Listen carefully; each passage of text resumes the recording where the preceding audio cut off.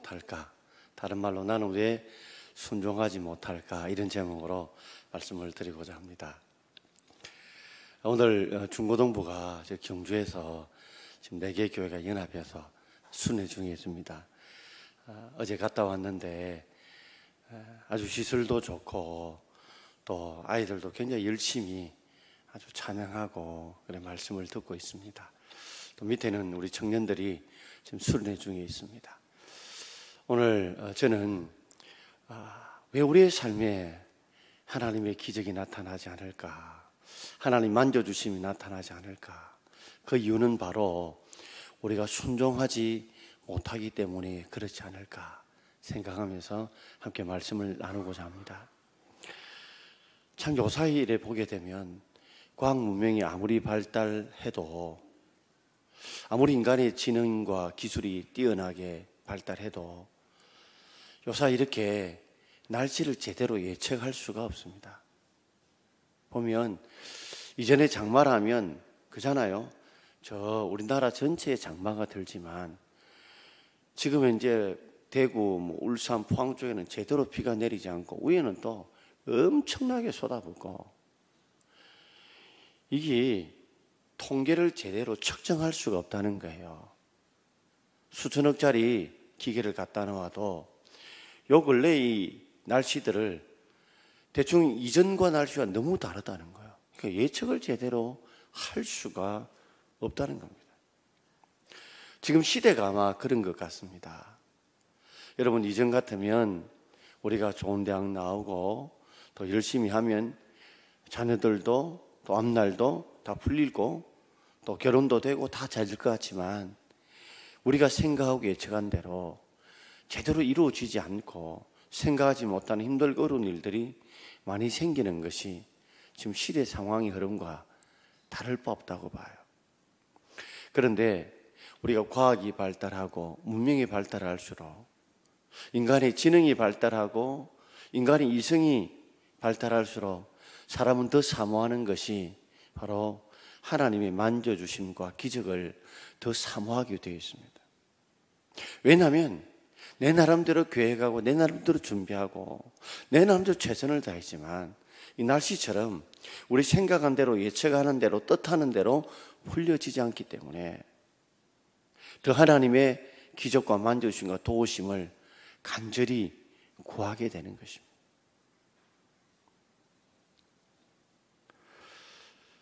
어려울 때가 오면 두 종류의 사람들이 있습니다. 한 종류의 사람들은 그래, 하나님 믿어봐도 소용이 없네, 열심히 교회 나오고 헌금하고 해봐도 소용없네, 이래서 어려운 고난이 오게 되면 하나님과 멀어지는 사람이 있습니다. 그런 부류의 사람들이 있어요. 또 반면에는 이렇게 힘들고 어려울 때니 내 힘으로 안 되고 내 능력으로 안 되는 줄 알고 세상에 모든 문들이 닫혀도 하늘 문은 열린 줄 알고, 세상은 애워 살 수 있어도 하늘은 애워 살 수 없는 줄 알고 하나님께 나와서 매달려 주님의 도움을 구하는 사람들이 있다는 말이에요. 여기 오신 분들은 후자에 속한 분들입니다. 이 더운 날씨에, 좀 피곤한 날씨에 집에 쉬고 싶고 재밌는 프로들도 많고 에어컨 바람 밑에 좀 쉬고 싶지만 그래도 하나님의 도움이 있어야 되는 줄 알고 나오신 거예요. 기적을 일으키신 하나님이 죽은 것도 아니고 하나님의 기적의 역사가 중단된 것도 아닌데 오늘날 왜 하나님이 죽은 것처럼, 왜 하나님의 기적이 중단된 것처럼 우리가 그렇게 신앙의 활기를 잃어버리고 살아갈까요? 그 중에 하나가 우리가 너무 선별적으로 순종하고 있지 않는지, 내가 하고 싶은 순종만 하고 내가 하기 싫은 순종은 하지 않고 내가 하고 싶은 것은 하고 내가 하기 싫은 것은 하지 않는 내 생각과 내 고집대로 살아가는 것 때문에 어쩌면 하나님의 만져주심과 도와주심들이 기적의 역사가 우리 삶의 구석구석에서 일어나고 있지 않느냐 말이에요. 2000전의 하나님은 지금도 동일한 하나님이시고 동일한 그 하나님이 살아계심에도 불구하고 왜 지금 이 땅에는 살아가는 삶들 속에 하나님 만져주심이 부족한지. 저는 제가 교육자들에게 자주 이야기합니다. 기도할 때 무엇을 달라는 기도, 그런 기도는 어쩌면 그 기도대로 이루어지지 않으면 지치고 힘들 수가 있다. 진짜 중요한 기도는 순간순간마다, 매일매일 순간마다 내가 하나님의 말씀을 듣고 그 음성에, 성령의 음성에 예민하게 반응하며, 그래서 순간순간 성령님과의 교제하고 교통하고 나를 변화시켜가는, 그게 기도에 초점을 두고 방향을 둬야 되지, 무엇을 달라는 기도에 자꾸만 매이게 되면 그거는 하나님과 깊은 친밀함이 떨어지는 거예요. 하나님께 기도하지만 그 목표는 하나님이 아니고 무엇이라는 거, 내가 고자는 거, 그게 초점을 두게 되면요, 신앙생활은 굉장히 힘들어져요. 그런데 우리 하나님과의 매일 친밀한 관계가 이루어지면, 매일 하나님의 말씀을 읽으며 들으며 성령님과의 교통이 이루어지면서 매 순간마다 하나님이 나를 통해서 하고자 하는 일이 무엇인지, 나를 통해서 하나님께서 이루고자 하는 무엇인지, 그 음성 앞에 순종하여 작은 순종들이 모여지면 생각지도 않았던 그 기도의 문제들이, 그 간구의 문제들이 풀려지고 해결되고 이루어지는 거예요.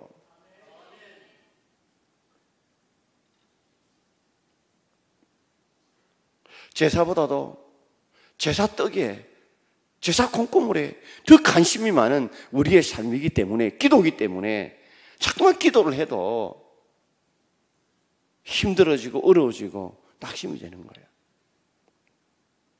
여러분, 하나님과 친밀할 수 있기를 바랍니다.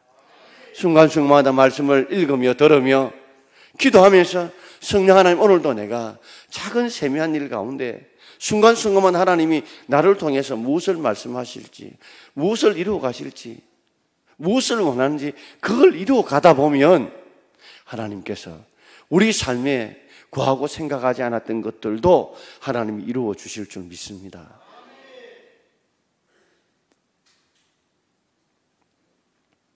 저는 새벽에 또 늘 기도하면서 그 하나님과의 친밀함, 그 친밀함을 통해서 오시는 그 음성 앞에 순종하려고, 이전에도 노력했지만 열방대학 갔다 오는데 더 그런 간절한 마음이 있어요. 그럴 때 내 마음에 편안함이 오고 내 마음에 기쁨이 오는 것입니다. 어제 중고등부 연합수련회의 개예배 설교를 맡았습니다. 보통 교회 하면 짧게 한 10분 정도 설교하고 마는데, 그러지 않고 좀 길게 설교해 달라는 거예요. 첫 번째 강의를 한다는 마음가짐. 근데 여러분 알다시피 첫 시간 들어가면 아이들이 막 찬양하고 듣고 이러니까 우리 의자에 앉는 게 아니고 학생들이 맨바닥에 앉아서 예배드려요. 그냥 맨바닥에 앉아가. 한 40분 동안에 어떻게 그들에게 말씀을 전해야 될지. 그렇게 기도해온 중에 어제 새벽에 하나님께서 제게 주시는 말씀이 있더라는 거예요. 새벽에 기도하면서 막 주시는 감동대로 막 적은 거예요. 그래서 이전에 나름대로 생각한 것을 버려버리고 이것 가지고 설교한 거예요. 그 아이들 볼 때에 뭐 아이들이 성경 읽고 보고 이래가지고는 애들이 듣지도 않아요.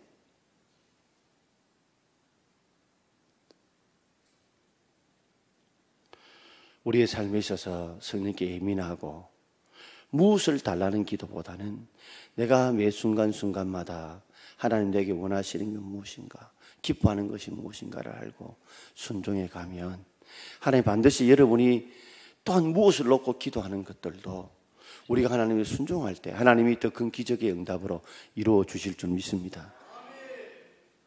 제사보다 제밥에 관심을 두는 기도는 그건 진정한 기도가 아니에요. 우리가 제사에 하나님의 초점을 두면 하나님이 우리의 구하는 것에도 채워주실 줄 믿습니다. 여러분 어릴 때 보면 부모를 감동케 하면 부모에게서 무엇을 얻고자 하는 것 이상으로 얻을 수 있지만 부모로부터 무엇을 얻으려는 데 초점을 두게 되면 부모도 그렇잖아요. 저 사람이 원하는 게 뭔가? 자식이 결국 부모의 돈을 원하고 부모의 힘을 원한다 싶으면 제대로 주고 싶지 않은 거예요. 종종 여러분도 보험 들지만 저도 어떤 때는 이렇게 보험을 드는 분들을 보면서 어떤 분들은 저걸 보험을 이어가지고 내가 돈을 벌어야 되겠다 하는 사람이 있는 반면에 또 어떤 사람들은 가능하면 이 보험을 통해서 그 사람을 이롭게 해주려고 좀 더 혜택을 많이 받게 해주려고 애쓰는 분들이 계세요. 그러면 감동이 돼요. 뭔가 거기 가서 좀 들어주고 싶고 그분한테 좀 무엇을 맡기고 싶은 마음이 든다는 말입니다. 물건 팔 때도 막 팔려는 관심보다도 저분이 참 내가 비싼 무엇을 사고 싶었는데 아니 고객님 그거보다는 이것이 고객한테 더 적합합니다. 좀 비싼 거 팔면 많이 남을 건데도 불구하고 고객의 입장에서 생각해 주는 배려가 오면 오히려 그 사람이 신뢰가 되면 더 큰 것을 오히려 사고 싶은 마음이 드는 것과 다를 바 없다는 말이에요.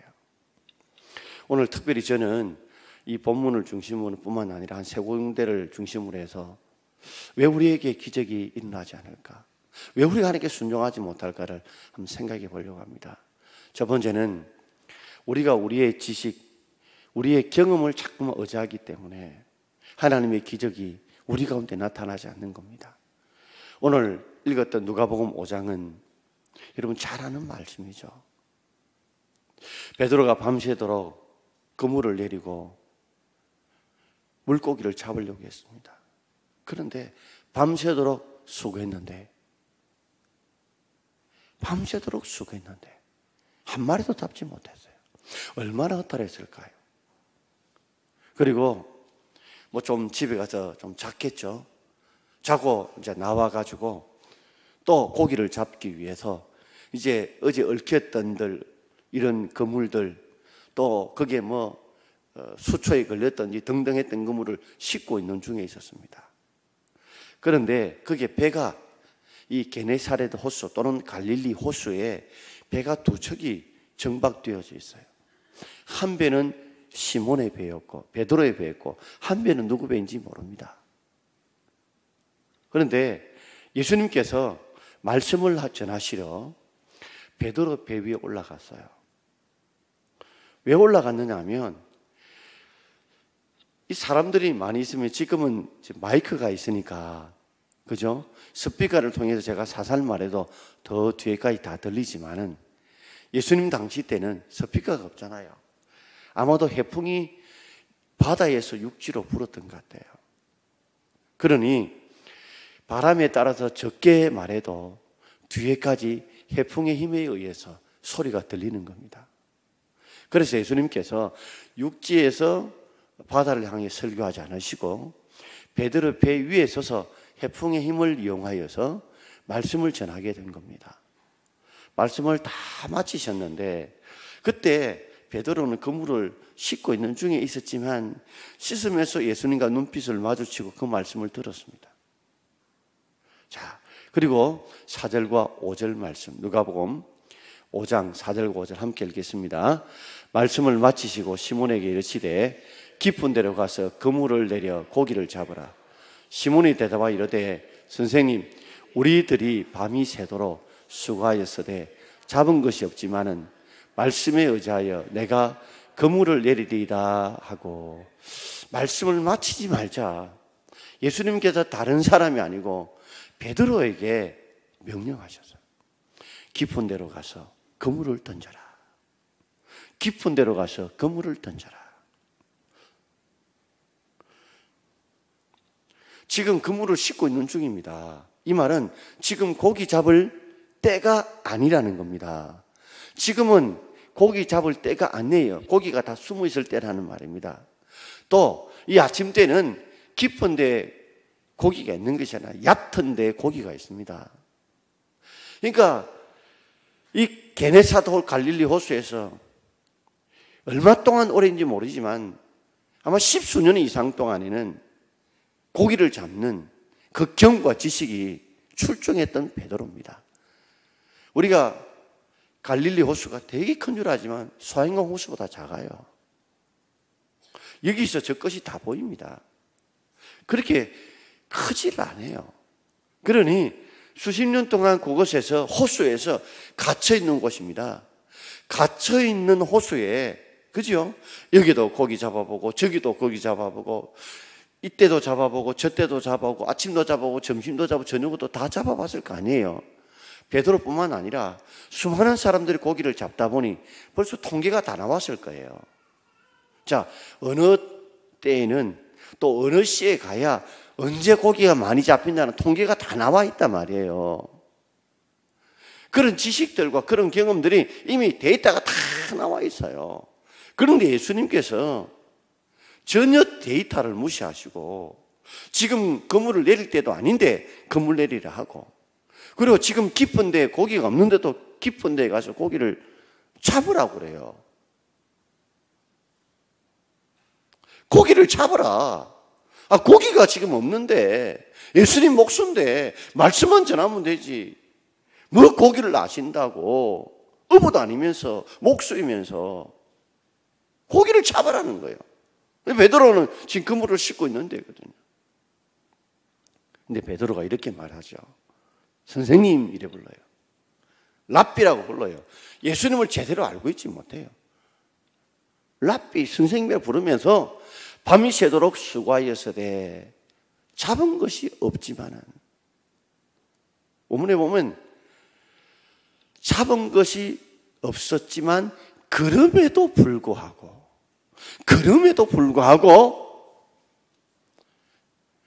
그 말씀에 의지하여, 예수님 말씀을 내가 들었는데 그 예수님 말씀에 의지한단 말은 그걸 붙잡는다는 말이에요. 내가 그거 붙잡고 내 지식과 경험을 버리고 그거 붙잡고 예수의 말씀 붙잡고 내가 그물을 내리겠습니다 했어요. 본문에 보면 예수님은 넷째 그물들을 내리라고 그랬습니다. 그런데 베드로는 더 넷, 그물을 씻고 있는 중이었어요. 그러니까 이미 씻었던 것 중에 뭐요? 한 개만 들고 가가지고 씻은 그물을 가지고 깊은데 그물을 내려서 고기를 잡은 거예요. 여기 고비입니다. 우리가 하나님의 기적을 체험하지 못하는 것 중에 하나가 내 지식과 경험에 반대되는, 있을 수 없는 내 살아왔던 데이터와 다른 데이터를 하나님이 요구하시고 하나님의 순종을 요구할 때 하나님 그거 아닌데요. 그 수십 년 동안 우리가 이래 살아보고 경험해봤던 이 나라의 데이터도 있고 교회의 데이터도 있고 우리 가문의 데이터도 있고 우리의 삶의 데이터가 있고 내가 공부했던 데이터가 있는데 그 데이터하고 달라요. 안 됩니다, 하나님. 그럼 우리 잘라버릴 때가 있어요. 근데 이 고비, 자식의 지식과 경험과 하나님의 말씀이 충돌이 나는 이 고비 속에서 베드로는 그 예수의 말씀을 붙잡고 자식과 지식의 경험 위에 하나님의 말씀을 두고서 그물들은 아니고 그래 한번 해보자 해서 그 씻겼던 그물 중에 하나만 들고 가서 그물을 내린 거예요. 자, 6절 7절 누가복음 5장 6절 7절 우리 함께 읽어보겠습니다. 그렇게 하니 고기를 잡은 것이 심이 많아 그물이 찢어지는지라 이에 다른 배에 있는 동무들에게 손짓하여 와서 도와달라 하니 그들이 와서 두 배의 채움에 잠기게 되었더라. 아멘. 그 그물 하나를 들고 가서 고기를 깊은 데 잡았는데 이 그물이 찢어진 거예요. 그러니까 호숫가에 배가 몇 척이 정박되어 있었어요? 2척이 있어요. 막 부른 거예요. 그래서 한 척이 배에 동무들이 와서 우리같이 막 큰 배가 아니겠죠. 왜요? 호수에 고기를 잡으니 별로 큰 배가 아니에요. 우리 낚싯배보다 작았을 거예요. 그 정도 배에 막 깊은 데서 잡아올는데 그물이 찌를 것 같아요. 옆에서 함께 협력해가지고 2배나 가득 채우게 된 거예요. 얼마나 고기가 많이 잡힌지 잠길 정도. 이 배 높이하고 물하고 별로 차이가 없을 정도로 그렇게 고기가 많이 잡힌 거예요. 근데 베드로는 고기가 많이 잡힌 그 기쁨보다도, 그 고기보다도 예수님께 집중을 했어요. 우리 같으면 우와, 이 고기 봐라, 이 고기 봐라, 밤새도록 열심히 해도 고기 한 마리도 못 잡았는데 그물 하나 내려가지고 2배 가득 채웠으니까 옆에 있는 친구 배를 불렀었지만 이 배에 한 절반쯤은 주고 절반은 내가 잡았으니까 내 그물이니까 완전 오늘 돈 버렸다. 오늘 완전 돈 버렸다. 여기 집중 안 했어요. 그는 예수님께 집중했습니다. 자, 오늘 8절 같이 읽겠습니다. 시몬 베드로가 이를 보고 예수의 무릎 아래에 엎드려 이르되 주여 나를 떠나소서 나는 죄인으로소이다 하니 아멘. 베드로는 2배 가득 차인 물고기에 그의 마음을 두지 않았어요. 그리고 아까는 선생이여 하다가 이제는 호칭이 바뀌어서 뭐라고요? 주여라고 호칭이 바뀌어요. 그리고 뭐라고 있습니까? 주여 나를 떠나소서 나는 죄인입니다. 왜요? 왜 나를 떠나랍니까? 내가 죄인이기 때문에. 주님이 진짜 이 땅 만물을 창조하신 창조주가 되심을 내가 믿는다는 거예요. 이 사건을 통해서 그의 초점은 물고기에 있은 게 아니에요. 그분이 누구인가 있은 거예요.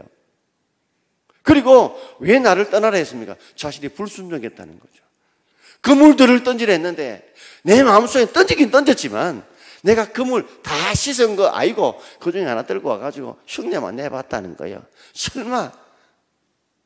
그럼에도 불구하고 아직은 신앙이 부족함에도 불구하고 아직도 예수가 어떤 분인지 알지 못함에도 불구하고 그럼에도 불구하고 순종했던 그 말씀에 의해 순종했던 그것을 주님께서는 기쁘게 받으신 거예요. 얼마나 충격이었던지. 그는 고기 관심 없었습니다. 배에 관심이 없었어요. 부모와 처자를 버려두고 예수를 쫓게 되었습니다. 바로 두 번째 베드로의 고비가 어떤 고비였어요? 만약에 고기만 쳐다봤다면 그런 사람 잡는 어부가 되지 못했을 거예요. 여러분 기도했습니다. 하나님 복을 주셨어요. 내 배에만 고기가 가득 찬 것이 아니라 지구 배까지 고기 가득 찼어요. 그러면 예수는 안 보이고 고기들만 보인다면 베드로는 더 큰 하나님의 기적의 역사를 체험하지 못했을 것입니다. 그는 고기들보다도 바로 예수님께 집중을 했어요. 그래서 베드로가 평범한 고기잡이 어부였지만 사람 낚는 어부로 주님 앞에 기적의 일꾼으로 쓰임받은 줄 믿습니다. 자, 두 번째로 베드로 사건을 한 번 더 보십시다. 이 베드로가 이렇게 위대한 하나님의 종이 되었어요. 예수님도 바울도 3,000명, 5,000명을 세례준 일이 없습니다. 그런데 이 베드로는 초대교회 때 예루살렘 교회에서 3,000명을, 5,000명을 세례를 줄 정도로 그만큼 대단한 하나님의 성령의 기름 부음 받은 자였어요. 자, 그런데 왜 하나님께서 이 베드로가 이렇게 위대한 인물에 불구하고 왜 더 크게 서지 않았을까 하는 것입니다. 왜 바울보다 더 귀하게 사용하지 않았느냐는 것입니다. 요한복음 10장 우리 한번 읽어보겠습니다. 14장 12절입니다. 함께 읽겠습니다. 내가 진실로 너에게 이르노니 나를 믿는 자는 내가 하는 일을 그도 할 것이고 또한 그보다 더 큰 일도 하리니. 베드로는 더 큰 일을 했어요. 3,000명, 5,000명을 세례주는 일은 예수님도 못했고 못해서 못했겠습니까? 그러니까 그만큼 그 사람들이 3,000명, 5,000명이 예수의 말씀 앞에 그분이 구세인 줄 알고 세례 주십시오 하고 목을 내밀고 세례받지 않았다는 거예요. 그런데 베드로는 그 앞에 3,000명이, 5,000명이 회개하고 세례를 받았어요. 그보다 큰 일을 행했어요. 그런데 왜 베드로로 하여금 더 큰 인물로 사용하지 않았을까요? 그 사건은 사도행전 11장에서 등장하게 됩니다. 자, 사도행전 11장 우리 5절과 6절 함께 읽겠습니다. 이르되 내가 요빠시에서 기도할 때에 황홀한 중에 환상을 보니 큰 보다이 같은 그릇이 내 귀에 매여 하늘로부터 내려 내 앞에까지 드리워지거늘 이것을 주목하여 보니 땅에 네 발 가진 것과 들짐승과 기는 것과 공중에 나는 것들이 보이더라. 아멘. 베드로가 욥바시에 있을 때 환상을 봤어요. 환상을 봤어요. 근데 보자기인데 뇌에 기가 있는 보자기든 그릇에 뭔가 담겨 있었어요. 보니까 네 발 달린 짐승, 동물, 들짐승, 기는 것, 공중에 새들이 담겨 있어요. 베드로가 주목해서 봤어요. 그 보자기 안에 그 동물들이 어떤 동물인가 눈을 딱 고정해서 세밀하게 살펴보았다는 겁니다. 보았더니 땅에 네 발 가진 것과 들짐승과 기는 것과 공중에 나는 새들을 봤어요. 정확히 봤어요. 자, 그리고 난 뒤에 처음에는 환상만 보이다가 두 번째는 뭘 봤냐면 음성을 들었어요. 하늘로부터 하나님의 음성을 들었어요. 사도행전 11장 7절 8절 같이 읽읍시다. 또 들으니 소리에서 내게 이르되 베드로야 일어나 잡아먹으라 하거늘 내가 이르되 주님 그럴 수 없나이다. 속되거나 깨끗하지 아니하는 것은 결코 내 입에 들어간 일이 없나이다 하니 그랬습니다. 베드로가 이제는 소리를 들었는데 베드로야 라고 정확하게 자신을 불렀고 그 음성이 눈에 익었어요. 귀에 익었어요. 누구를 부르래요? 베드로가 뭐라고 부릅니까? 주님. 그러니까 베드로에게 네 귀에 달린 보자기 속에 있는 네 발 가진 동물들 중에 들짐승, 기는 것, 공중에 새들이 있었는데 그때 그 음성으로 말씀하신 분이 베드로라고 부르고 말씀하신 분이 누구라고요? 주님. 부활 성천하에 하늘 보좌에 계신 그 주님, 그 예수님이라는 사실을 분명히 알았어요. 그래서 그도 머뭇거리지 않고 뭐요? 주님이라고 불렀어요. 부르면서 잡아먹어라 하니까 그럴 수 없습니다 라고 했습니다. 왜 그럴 수 없는 이유를 이야기해요. 그 네 발 가진 짐승 그리고 들짐승, 기는 것, 공중의 새들 중에 그 가운데 보니까 뭐요? 속되고 깨끗하지 못하는 것들이 있더라는 거예요. 레위기 11장에 등장하는 먹을 것과 먹을 수 없는 짐승들이 있는데 그 중에 자신이 먹을 수 없는 율법에 기록된 먹을 수 없는 짐승들이 그 가운데 뭐요? 있더라는 거예요. 아까 주목해서 봤거든요. 주목해서 봤더니 그 가운데 먹을 수 없는 짐승들이 있는데 그걸 주님께서 베드로에게 뭐라고요? 먹으라고 하는 거예요. 그러니까 베드로는 못 먹겠다는 거예요. 왜요? 주님이 말씀하셨어요. 그도 주님이라고 말씀했죠. 근데 못 먹겠다고 해요.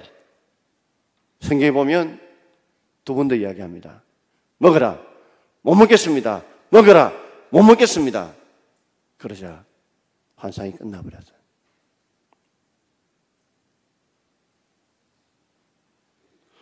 저는 이 말씀을 잘 묵상하면서 무슨 생각을 하게 됐냐면 이런 생각을 하게 됐어요. 왜 베드로에게 이 환상을 보여주셨을까? 사도행전 11장입니다. 사도행전 13장은 바나바 사울이 이방 세계에 세계 선교를 향해서 안디옥에 파송되는 장면이에요. 그리고 그 12장이 뭐냐면 요한의 형제 야고보가 순교하고 베드로가 감옥에 갇혔다가 하는 기적을 통해서 풀려나는 장면이 나와요. 그리고 12장으로 베드로의 역사는 끝나요. 그리고 누가 등장합니까? 13장부터 사울된 바울이 등장하면서 이제는 예루살렘, 온 유대, 사마리아를 끝나 땅끝까지 복음 전하는 사역이 이제는 베드로가 아니고 누구를 통해서? 바울을 통해 일어나요. 그런데 하나님이 이제 베드로를 어쩌면 이 사건을 통해서 이방 선교의 귀한 사람으로 사용하지 않는 거예요.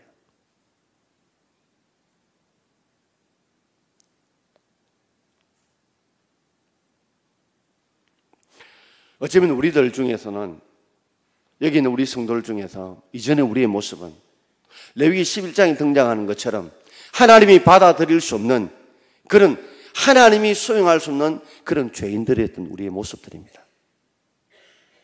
그러나 예수님께서 십자가에 살을 찢고 피를 흘려 죽으심으로 말미암아 받아들일 수 없는 우리를, 하나님은 우리를 받아들이게 해 주셨습니다.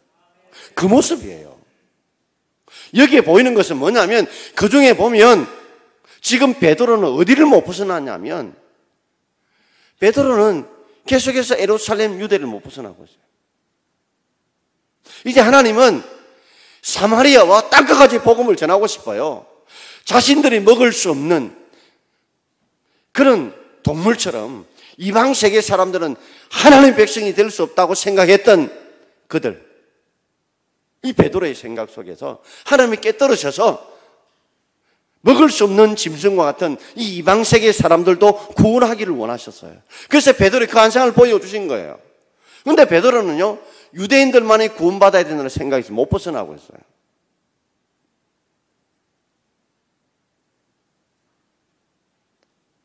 하나님이 2번, 3번 불렀는데 그 고비를 결국은 베드로는 극복하지 못했습니다.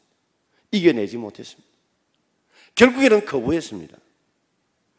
그것으로 하나님 앞에 베드로는 쓰임받은 것이 끝이었어요. 여러분, 우리의 삶에도 우리의 전통 때문에 예배는 이래야 돼, 찬양은 이렇게 불러야 돼, 기도는 이렇게 해야 돼, 이런 우리의 가진 전통, 우리의 고집, 내 생각 때문에 하나님이 은혜를 주시는 것도 우리가 받아들일 수 없는 그런 상황은 아닌지요. 저는 우리 교회의 큰 참 자랑 중에 하나가 예배에서 온 성도님들을 잘 수용한다는 거예요. 큰 교회의 자랑입니다. 다른 교회에서 또는 타 교회에서 오신 분들, 우리 교회는 조금 열심히 하고 헌신하면 막 해당시켜 주시고 부회장도 시켜주긴 합니다. 다른 교회 가면 어림도 없어요, 여러분. 그만큼 교회가 열려있다는 귀중한 증거예요.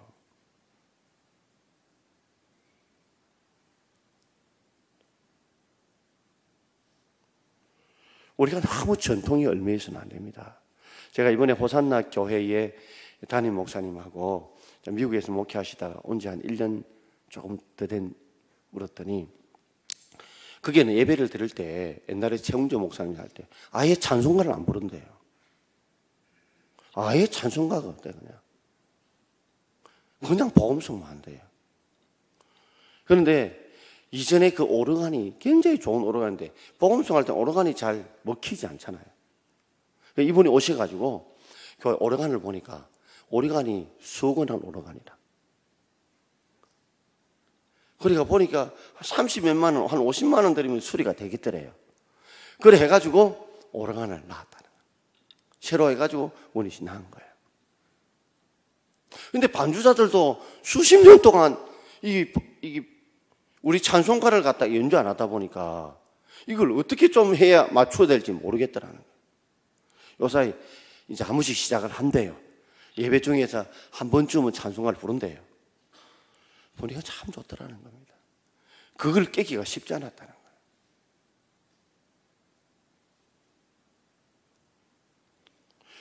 여러분, 우리 같은 데는 예배 안에 찬송가도 부르지만 복음성도 부를 수 있고, 또 복음성 부르다 찬송가도 부를 수 있어요. 꼭 찬송가만 불러야 된다, 뭐 해야 된다, 이런 고정관념들을 우리가 깨트릴 수 있기를 바랍니다. 제가 이런 말씀 좀 드려도 되겠나 모르겠는데, 지난 주간에 대구중앙교회 담임 목사님이 안식월이라서 우리 교회 설교하러 예배 드리러 오셨습니다. 그러면서 하는 말이, 안 덥느냐고 양복 입으면. 자기들은 여름에 와이셔츠 입고 설교한대요. 왜 그러냐니까, 와이셔츠 입은 사람들은 에어컨 세게 틀어놔야 되고, 얇은 옷 입은 사람은 춥고, 좀 약하게 틀면 양복 입은 사람은 덥고, 이래가 이게 막 덥다 춥다 에어컨을 정확하게 몇 도에 틀어야 될지 모르겠다는 거예요. 저도 새벽에 보면 지금 25도는 추워요. 내가 26도 좀 하면 좋겠구만은 또 뒤에 돕은 사람이 또 있는가 봐요. 그래서 온도를 맞추기 위해서 다 와이셔츠를 입고 설교한대요. 근데 참 힘들 부분도 있답니다. 이 와이셔츠를 어떻게 입어야 될지 바꾸기 이게 힘든데 그냥 양복은 내가 넥타이 한 번씩 바꿔보면 되는데, 근데 저는 내가 그랬어요. 우리 교회는 넥타이 매야 됩니다. 그것 때문에 혹 성도 중에 어르신들 중에 은퇴하신 분들 중에 시험 들면 그거 은혜 안 됩니다. 그리고 저는 아마 땀도 좀 적게 나가지고 양복 입어도 아무 지장 없습니다. 그러니까 이런 여러 가지 올 수 있는 거예요. 이것만 옳다 저것만 옳다고 우리가 주장해서는 안 된다는 거죠. 사랑하는 성도 여러분, 오늘 베드로를 묵상하면서 베드로의 첫 번째 부분은 그가 순종할 수 없는 순종함으로써 크게 쓰임받았다가 그 마지막은 하나님이 3번이나 이야기함에도 불구하고 자기 유대의 율법과 전통에 매여서 불순종함으로 그거로 끝나는 거예요. 오늘 우리가 하나님 앞에 철저하게 성령의 인도하심을 따라 내 지식과 경험을 내려놓고 내 전통과 모든 걸 내려놓고 주 앞에 정말 순종하면 하나님 여러분을 통해서 놀라운 일을 이루어 주실 줄 믿습니다. 자, 우리 찬송하기를 원합니다. 오늘 부목사님 이준호 목사님하고 지장식 목사님 오늘 순회 가운데 있어가지고 찬양 부를 사람이 없어요. 앞에 누가 좀 열심히 좀 불러주세요. 주님 말씀하시면 내가 나아가리다. 우리 찬송 부르면서 하나님 앞에 기도하기를 원합니다.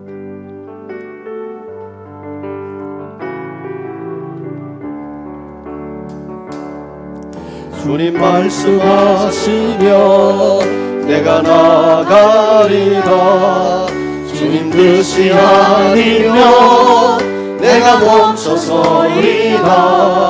나의 가고서는 곳 주님 뜻에 있으니 오 주님 나를 이끄소서. 주님 말씀하시면 내가 나아가리다.